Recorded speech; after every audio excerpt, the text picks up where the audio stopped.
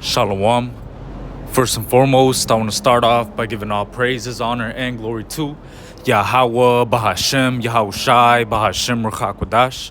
Double honors unto the apostles and the elders of the great millstone who taught us this truth. Shalom also to the Akim pushing this word in sincerity and in truth, and to the speckled bird across the four corners of the world, and to the few sisters who are listening.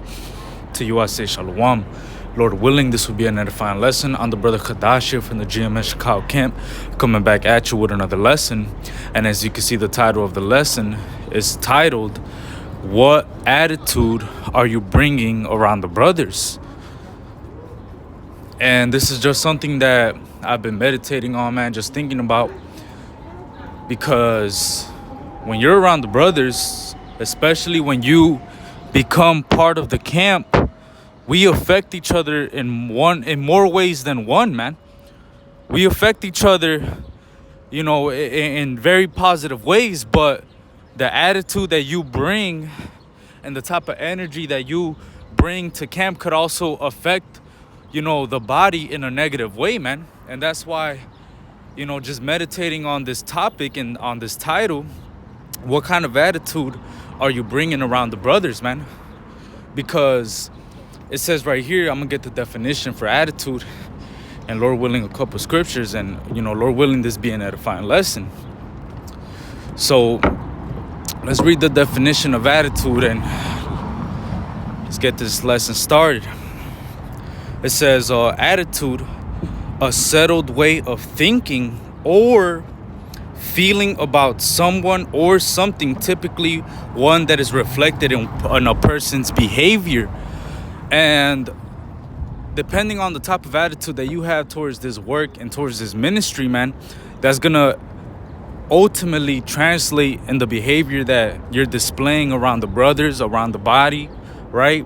And what I mean by that is that if you have a bad attitude towards doing this work, if you already have a bad attitude towards, doing this job, man, because this truth that we're doing, this is a business, man.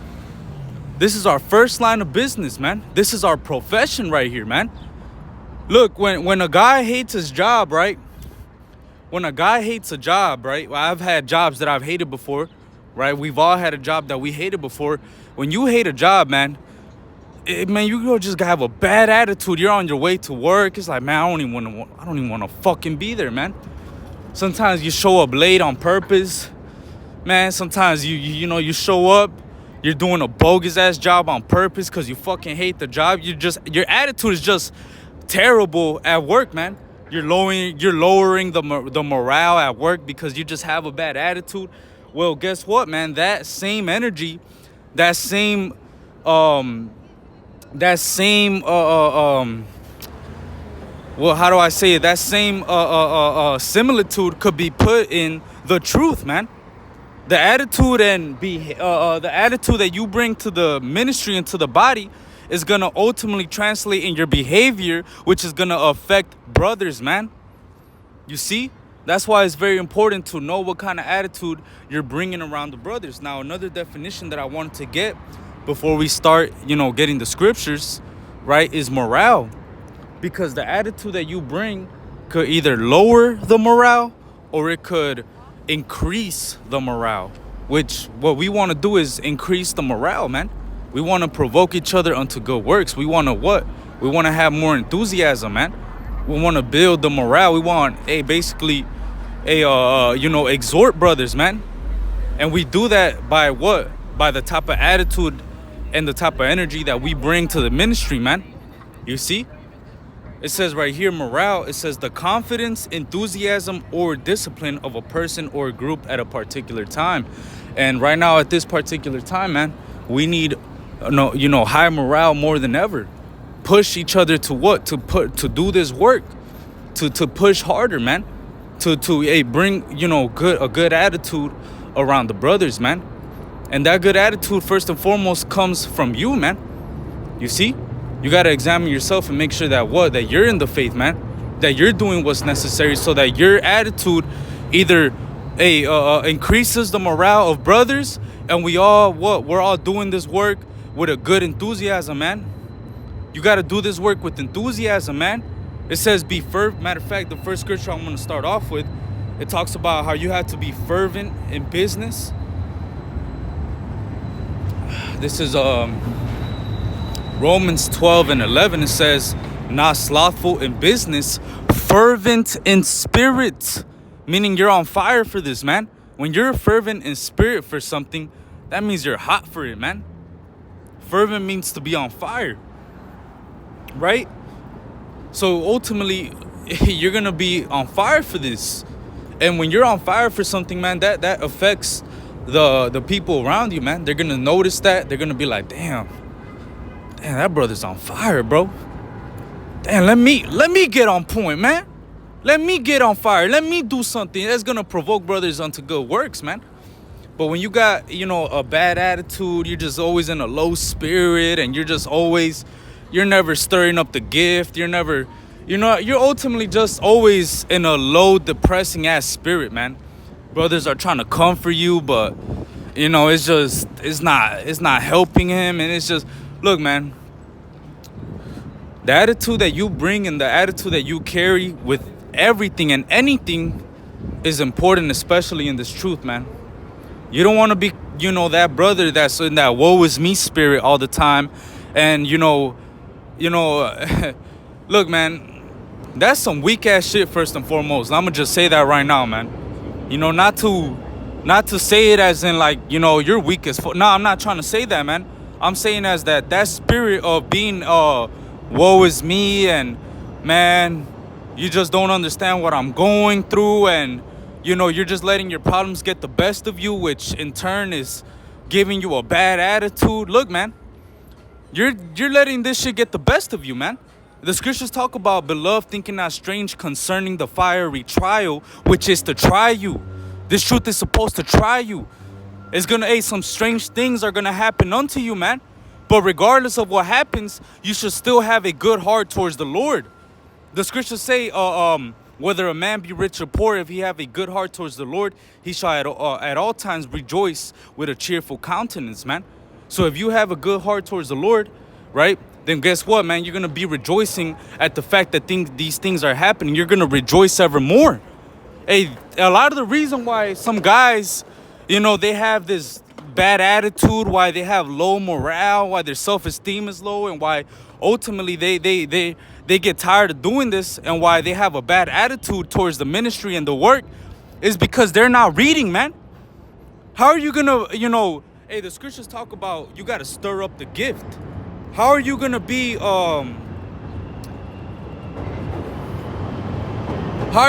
excited about doing this, right?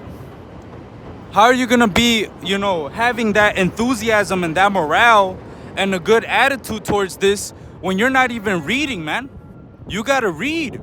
In order for you to feel excited about this, man, in order for you to feel like, damn, bro, the Lord is really doing this, you got to read. You got to actually lay up these words in your heart so you can meditate on them, man. It says right here in, let me just get it real quick. It says 2 Timothy 1:6. It says, wherefore I put thee in remembrance that thou stir up the gift of God, which is in thee by the putting on of my hands. Which when you go on into that word for stir, right? It's the Greek word G329, which is anosipireo, anadsoporeo, which means to kindle up, inflame one's mind, strength, zeal. Hey, that's what you got to do sometimes, man. You got to stir up the gift. You got to inflame your mind. How do you do that, man? You got to read. You got to give attendance unto reading, exhortation, and doctrine. You got to give attendance unto the things that are going to ultimately build a good attitude within you, man. So you could come and, so you could come to the body, to the brothers around the ministry. And what? You got to increase the morale, man. You see? And another thing too, man, if you are in a bad attitude and you have low morale, you're just always in a low spirit. Look, man, let brothers comfort you, man. Sometimes, certain Jake, they get into that spirit of, having a bad attitude, and they going through this and they're going through that, and nothing is working out, and everything is just kind of going to shit, and, they just, what I'm saying, like nothing you're trying to comfort them, but they're not really trying to be comforted. Like, they're not really trying to be, they're not really trying to listen to what you're saying. Hey, man, sometimes you got to let a brother talk to you, man. Sometimes you got to let a brother, allow him to, really comfort you with the scriptures, man. Because, look, man, this truth, I'm going to just say it right now, man. We're not in this alone. We're not. It says two are better than one.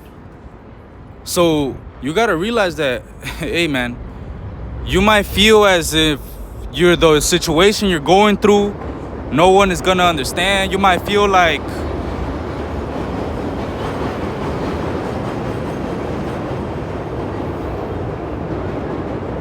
hey, man, you might be feeling like, the situation you're going through, another brother might not understand. You might feel as though, the problems that you're dealing with at this particular moment, you might feel as though, like, man, I'm tired of this shit. And, hey, Satan's trying to sift you out this truth, man. The scriptures talk about how Satan desired to sift you as wheat. Hey, that word sifting means to overthrow one's faith through inward agitation, man. So Satan is going to try to use any and every single thing as ammo to inwardly agitate your faith, and in turn that's going to give you a bad attitude. And then when you have a bad attitude, that affects the body, man. That's the point that I'm trying to make. That's why it's very important that you're mindful of the attitude that you bring around brothers, man.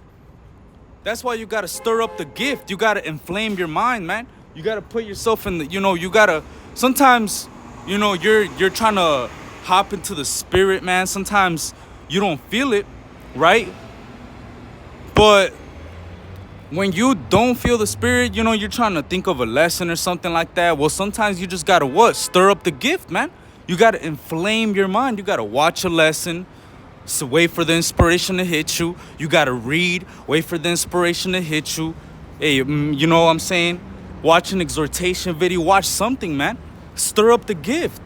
If you never stir up the gift, man, you're always going to be sitting around with that bad attitude, just waiting for this shit to collapse. Because look, man, another thing too, you got to stop, another reason why a lot of guys have that woe is me spirit is because they're just looking at how the 2/3 are going to be judged. They're just constantly worrying about things in the world. They're worrying about, well, what's going to happen to this and what's going to happen to that and what's going to happen to... Look, man, the scriptures talk about how you had to inquire how the righteous are going to be saved, man. It says right here, 2nd Esdras 9, and I'm going to just get straight to the point. Verse 13 says, and therefore be thou not curious how the ungodly shall be punished and when, right? But inquire how the righteous shall be saved, whose the world is and for whom the world is created. So a lot of the reason why certain guys get that woe is me spirit is that they find out this truth. They find out what's going to happen. They find out how the Lord, is actually going to destroy this place, man. And they start to think about all these things. And they start to become curious, basically, about how the ungodly is going to be punished and when. They start to worry about those things, man. They start to think about, well, what's going to happen to my cousin? And what's going to happen to this person? And what's going to happen to my girl? And what's going to happen to my kid? And what's going to happen to my family? And what's going to happen to... Like, man, stop, bro. Instead of worrying about all those things and, letting that affect your attitude, instead you have to inquire how the righteous are going to be saved, man.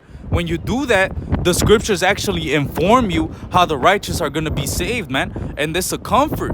Because when you start to read the scriptures, right, it stirs up that gift, man. It comforts you and lets you know that, damn, the Lord really is going to deliver us out of this place, man.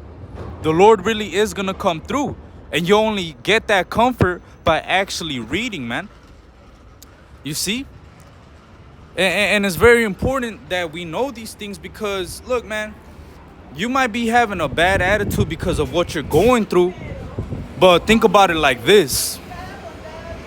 What if a younger brother, right, is coming to you because he sincerely, he wants a question answered, or he has a certain question that, he's been meditating on, that he wants an answer to, and you've been having this bad attitude, you just been dealing with certain shit. So here it is, this younger brother comes and asks you the question, and you just snap on him because of what the fuck you're going through, man. You just snap on him and go off on him just because you're having a bad day. Just because you have a bad attitude, you're gonna go ahead and take it out on that brother just because, just because of what you're going through, man. Nah, you gotta get over yourself, man. We're all going through it. Every single brother is individually fighting their own battle, man. And we still gotta show up and do this, man. You gotta get over yourself sometimes, man. You could be, dealing with all these problems, and in turn, you could probably offend the brother just because you got a bad attitude, because you're dealing with all these things, man. Nah, man. Every brother is going through it, man. But that's not an excuse to, have a bad attitude. Do you not know that the Lord is about to come back, man? Matter of fact, I'm going to read this, man.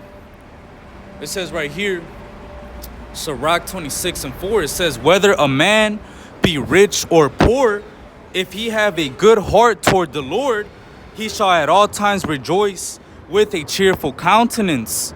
So, if you have a good heart towards the Lord, no matter what situation you're in, man, whether you're rich or poor, whether you're through or good, man, no matter the situation you're in, you're always going to rejoice with a cheerful countenance because what? You have a good heart towards the Lord.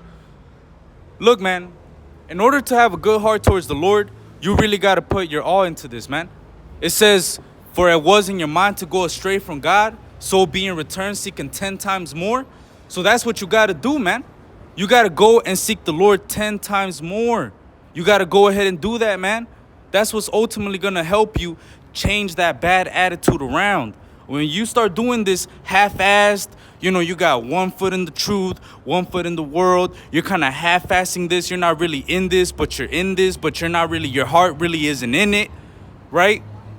Of course you're going to feel with a bad attitude. Of course you're going to feel with, you're not going to have no morale and you're going to feel all low and no enthusiasm because you're not putting your all into this, man. When you put your all into this ministry, when you put your blood, sweat, and tears, when you seek after the Lord 10 times more, man, bro, it's like it's a certain different type of attitude that comes with that, man. And not only that, but it affects other brothers in a good, positive way, man. Matter of fact, Paul, right? Paul, when you read about Paul, right? Paul had a good attitude towards the ministry, man. The attitude that he had towards the ministry actually affected the brothers in a good way. Because the way that he handled his problems, it emboldened other believers to go harder for the Lord, man. You see? That's why it's very important that we watch the attitude that we bring around the bros, man. Because look at the attitude that Paul brought around the ministry, and look how they got emboldened just off what he endured, just off of watching him, just off of his attitude, right? It says right here, Philippians 1:12. It says, but I would ye should understand, brethren, that the things which happened unto me have fallen out rather unto the furtherance of the gospel. So he's basically saying, right, that all the things that happened to him was basically for the furtherance of the gospel, to basically push the gospel into to furtherly push the gospel, right? And you got to really think about that, man. Paul had all these things that he went through, man. Paul got shipwrecked. He got bit by a viper. He died. He was getting beat. Look, man. It says that he got stripes, right? He got shipwrecked. I think I already said he died, but look, man, he died. You start to think about all the things that Paul had to endure, man. And you're telling me that he said that the things that have fallen out unto me was for the furtherance of the gospel. Now that's one fucking hell of an attitude to have, man. You really got to think about that, man.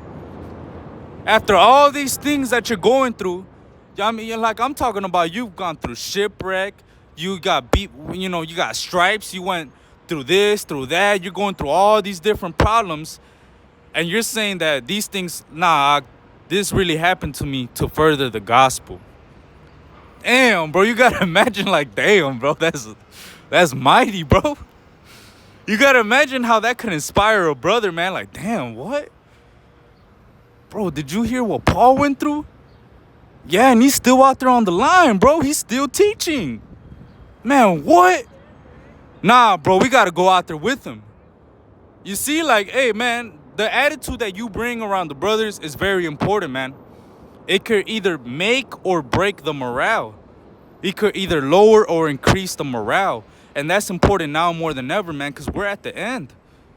After Paul, I believe after Paul was stoned, right? After Paul got stoned, it said that he exhorted the disciples to continue in the faith, man. You really got to think about that, man. You just got stoned, and the first thing you do is go and exhort the disciples to continue in the faith. That's a good attitude to have, man. I'm gonna keep reading in this Philippians. It says Philippians 1:13. It says, so that my bonds in Hamashiach are manifest in all the palace and in all other places. And it says, and many of the brethren in the Lord, waxing confident by my bonds, are much more bold to speak the word without fear. So you see how Paul's attitude emboldened the other believers, the other brethren. It says that they were waxing confident by his bonds, by the things that Paul was going through, man. The way that Paul was handling his problems and still carrying out the mission, still serving the Lord, still going out and pushing this word, right? It says that they waxed confident by his bonds. It says that they were much more bold to speak the word without fear. You see how an attitude that a brother carries could affect you in a positive way, man? Hey, the attitude that Paul had, man, he said he was ready to live or die for this, man. Matter of fact, it's in this chapter. It says Philippians 1:20. It says, according to my earnest expectation and my hope, that in nothing I shall be ashamed, but that with all boldness, as always, so now also Hamashiach shall be magnified in my body, whether it be by life or by death. So whether we live or die, man, we're gonna do this work, man. Whether by life or by death, we're gonna glorify and magnify Yahweh B'Shem and Yahweh Shai in our bodies, man. No matter what situation we're going through, we're still gonna keep this fire going, man.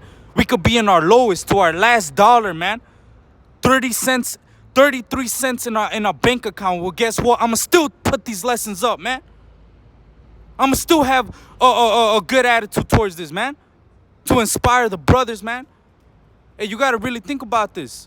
Like, hey, sometimes you gotta stir up the gift, you know, and really put yourself in, you know, in that energy just for the brothers' sake, man. You got younger brothers watching you. You got brothers watching your channel, man. They're trying to listen to you, man. They're trying to, hey, look, they want to get exhorted, man. They want to be comforted, man.